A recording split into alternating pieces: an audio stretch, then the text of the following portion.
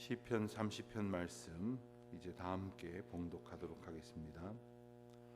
여호와여, 내가 주를 높일 것은 주께서 나를 끌어내사 내 원수로 하여금 나로 말미암아 기뻐하지 못하게 하심이니이다.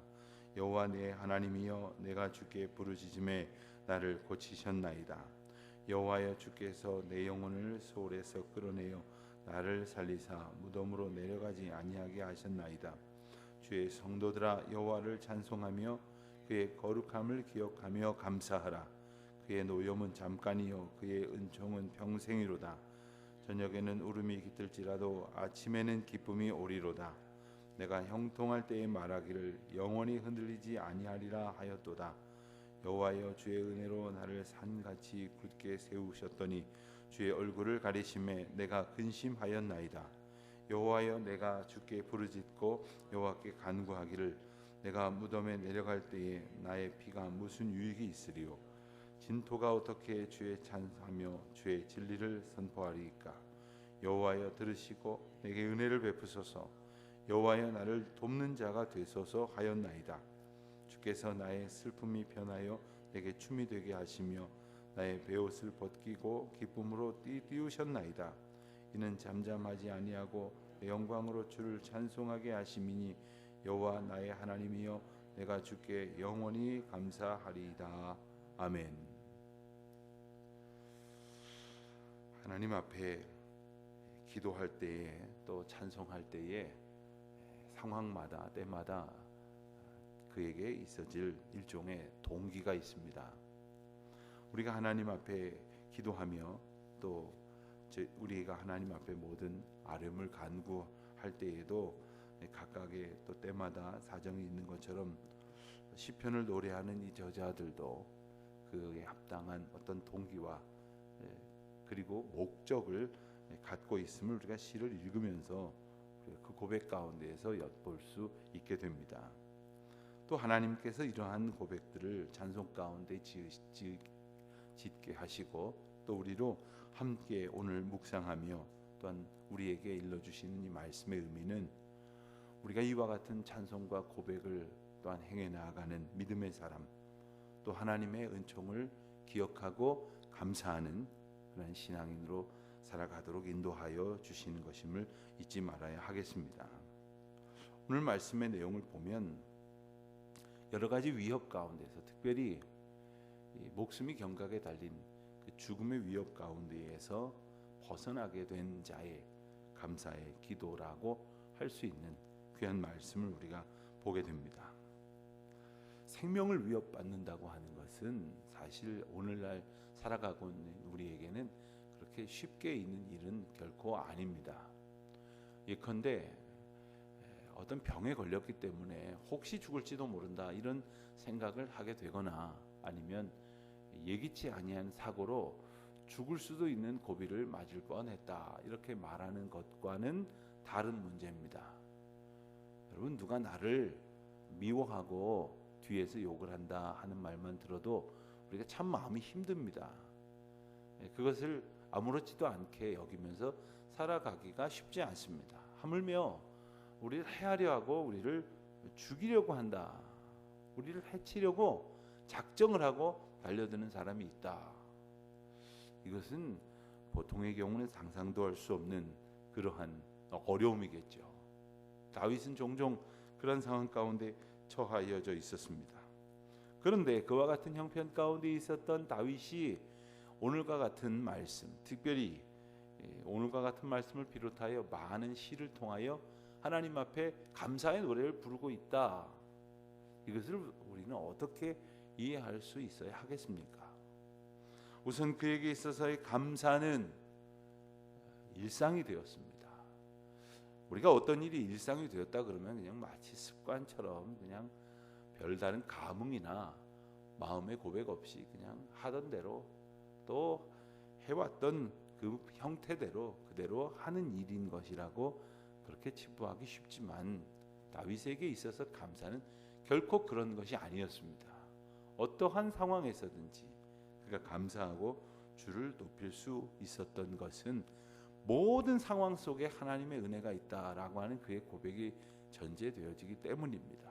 예컨대 내가 원하는 일을 이루어 주실 때만 하나님이 나에게 복 주시고 은혜를 주시고 함께 하셨으며, 그렇지 않아서 실망할 때는 하나님이 나와 함께 하시다 말할 수 없다고 생각하는 사람들은 상황마다 감사가 달라질 것이고 그 감사의 고백의 감격이 달라질 것입니다. 하나님 앞에 마땅히 감사하지 못하게 될 것입니다. 모든 것이 하나님의 은혜일 것이기에 오늘 지금 우리가 읽은 대로 내가 원수의 손에서 죽을 수밖에 없었던 상황 가운데에서 건져지고, 그리고 주님께서 나를 끌어내셨을 때에 하나님께서 내게 주신 은혜가 떠오르게 되었다, 이렇게 고백하고 있는 것입니다. 특별히 다윗은 2절에서 고백하기를 내가 주께 부르짖음에 나를 고치셨나이다 했습니다. 내가 주를 향하여 부르짖을 때에 주님께서 응답하셨다라는 것입니다. 사실 우리가 주님이 나에게 응답하셨다고 말할 정도라고 한다면 다른 사람들이 다 부러워할 만한 소원의 성취를 거두었다거나 또 높은 지위에 올랐다거나 많은 물질을 가짐으로 혹은 또는 많은 성공을 거둠으로 인해서 사람들이 세상에서 바라는 그러한 형통을 얻었다고 여길 때라 생각하기 쉽지만, 다윗의 지금 형편을 보면 생명을 위협하는 대적으로부터 겨우 목숨을 건진 그러한 상황, 3절에서 고백하는 것처럼 영혼이 스올에서 끌어내어지지 않도록 나를 살리셔서 무덤으로 내려가지 않게 하셨다 하는 정도는 사실 어쩌면 겨우겨우 최악의 상황을 면했다고 말할 수 있을런지도 모릅니다. 그런데 이 상황이 다윗에게는 찬송의 기회가 되었고, 그리고 주님을 노래하는 이유가 되었다는 것이죠. 오늘 우리에게 있어서 찬송은 과연 얼마나 우리의 중심을 다하여 드려지고 있으며, 또한 우리의 기도와 찬송의 이유는 어떠한 것일까? 우리가 주님 앞에 감사하고 있다면 그 계기와 또 그 방향은 어떤 것일까? 5절 말씀에 보면 그의 노염은 잠깐이요 그의 은총은 평생이로다 했습니다. 이것이 바로 다윗이 고백하는 하나님입니다.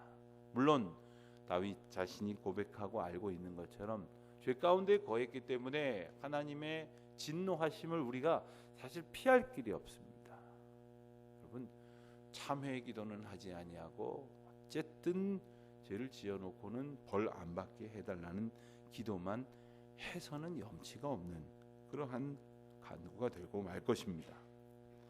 하나님의 때로는 진노를 우리가 받게 될다 할지라도 주님의 주시는 그 크신 은혜 가운데에서 오히려 그것을 믿음으로 견디고, 또 그 하나님께서 우리에게 주신 그 모든 노여움이 우리의 죄의 결과로 인하여 발생한 것일 뿐만 아니라 우리의 죄를 정케 하시는 과정인 것을 우리가 기억할 때에 그 노염이 잠깐이고 은총은 평생이라고 하는 노래를 비로소 부를 수 있게 되어지는 것입니다.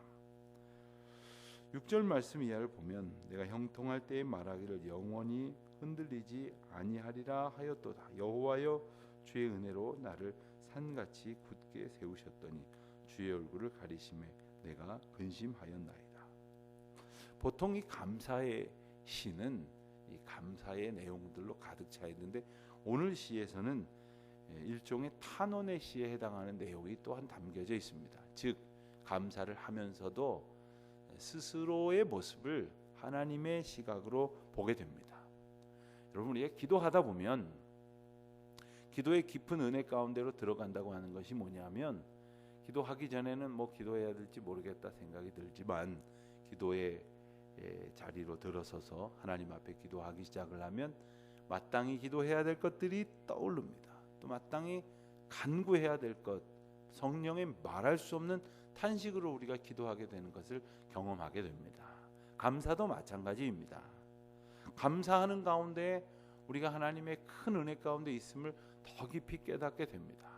마치 지금 겉에서는 볼 수 없는 것처럼 어떤 그 내면에 들어갔을 때 밖에서는 볼 수 없었던 은혜를 보게 되어지는 것처럼 하나님의 은혜가 내 안에 크고 놀라운 산같이 굳건하게 우리를 붙들어 세워 주셨다고 하는 것을 우리가 비로소 이제 더욱 크게 느끼게 된다는 것을 기억하게 되는 것입니다. 하나님께서 7절 보면 주의 얼굴을 내게 가리심에 내가 근심하였나이다, 이런 표현이 나오는데, 때로 우리가 하나님께서 나를 향하여 얼굴을 드시사, 이런 표현도 우리가 성경에서 읽게 되고, 주의 낯을 가리우셨으니, 혹은 우리가 피하오니, 이런 표현을 쓰게 됩니다. 사실 생각을 해보면 여호와의 낯을 본 사람은 없습니다. 또 여호와의 낯을 보려다가 오히려 죽게 되어지는 경우를 우리가 상상할 수밖에 없는 것처럼, 하나님을 우리가 눈으로 보는 것으로 우리 인식 가운데에 대체할 수 있는 그런 것은 결코 아닙니다. 그러나 하나님의 얼굴을 우리가 보고 안 보고의 문제가 아니라 하나님의 은혜에 우리가 대면하고 있는 것인지, 혹은 은혜로부터 우리가 외면되어져 있는 것인지에 대한 믿음의 고백을 하고 있는 것인 말씀으로 우리가 잘 이해할 수 있겠습니다. 그래서 그는 다시 노래하기를, 그리고 기도하기를 10절 말씀에서처럼 여호와여 들으시고 내게 은혜를 베푸소서, 여호와여 나를 돕는 자가 되소서 하였나이다. 그 과정 속에서도 내가 무덤에 내려갈 정도로 깊은 절망 가운데에서 실망할 수밖에 없는 상황이 되었지만, 여호와여 들으소서, 여호와여 응답하소서라고 기도할 수 있게 해 주셨다는 것입니다. 이것이 은혜입니다. 하나님께서 내게 이것에 대해서 응답하시고 들어주셨다가 은혜가 아니라 들어주시기를 기도하게 하셨다는 것이 은혜입니다. 그리고 내 기도 가운데에 주님은 역사하실 것을 믿게 하신 것, 소망으로 갖게 하신 것이 바로 큰 하나님의 은혜라 하는 것이죠. 11절 보면 주께서 나의 슬픔이 변하여 내게 춤이 되게 하시고 베옷을 벗기고 기쁨으로 띠띠우셨나이다 했습니다. 주께서 하신 일이라 하는 고백입니다. 사람들은 때로 내가 불굴의 의지로 이 위기를 극복했다, 또 우리가 이 나라의 국난을 헤치고 온갖 닥쳐오는 어려움 속에서 합심하여 이 위기를 이겨냈다고 말하면서 스스로를 높이고 또 서로를 자긍하려고 합니다만은, 어려움을 만났을 때 더욱 우리가 묵상하고 기도해야 할 것은 주님의 인도하심의 은혜가 아니었다면 그 긴 터널과 같은 어려움의 국면을 우리가 과연 빠져나올 수 있었는가. 오늘도 우리 하루하루의 걸음을 붙드시고 인도하시는 주님께서 비록 우리의 삶의 결과로 슬픔이 나올 수밖에 없지만, 베옷을 입을 수밖에 없지만, 그러한 절망 속에서도 기쁨을 깨닫게 하시고 그래서 춤을 추게 하시며 하나님 앞에 영광을 돌리게 하신다는 사실을 우리가 잊지 말아야 할 것이겠습니다. 이는 잠잠하지 아니하고, 즉 잠잠하게 만드는, 하나님 앞에 우리가 영광을 높이고 찬송하지 못하도록 만드는 모든 우리의 대적들을 주께서 친히 멸하시고 마땅한 찬송을 부르게 하셨다고 하는 것, 주님 앞에 영원히 감사하는 고백의 사람으로 살게 하셨다는 것, 세상은 우리가 주님께 감사하지 못하게 만드는 온갖 공중권세 잡은 자들의 악한 대적으로 가득 차 있습니다. 우리가 세상에 살아가는 사람들의 모습에 매몰되어 있으면, 세상의 요란한 소리들에 시끄러운 채로 매몰되어 있으면 하나님 앞에 감사하고 하나님 앞에 간구하기보다는 비난하고 판단하고, 그리고 끊임없이 서로를 공격하고 자기의 의를 드러내려고 하는 그러한 거친 숨소리에 우리가 소용돌이에 빠질 수밖에 없는 것입니다. 하나님의 영광만을 바라보게 하시고 하나님의 은혜만을 찬송하게 하신 주님, 그래서 내 입술에 불평과 푸념과 탄식이 아니라 거룩하신 하나님의 이름을 영화롭게 찬송할 수 있는 믿음의 고백을 허락하셨다는 것, 이것이 오늘 우리에게 주시는 정이요, 또한 오늘 우리가 그렇게 살아가도록 인도하신다는 말씀입니다. 오늘도 하루 우리가 세상을 살면서 하나님의 은혜의 역사를 또한 보게 될 것이고, 또 동시에 세상에 어지럽고 그리고 그리고 요란한 그러한 일들을 또 보고 듣게 될 것입니다. 주님의 은혜 가운데에서 우리가 그 모든 위협에서 벗어나서 날마다 새롭게 살게 되어지는 은총을 얻은 자처럼 오늘도 오직 여호와께 감사의 노래를 드리고 기쁨으로 우리의 삶을 온전히 의뢰하는, 그리고 주께서 인도하시는 대로 순종하는 주의 자녀들 다 되시기를 우리 주님의 이름으로 축원드립니다. 기도하시겠습니다.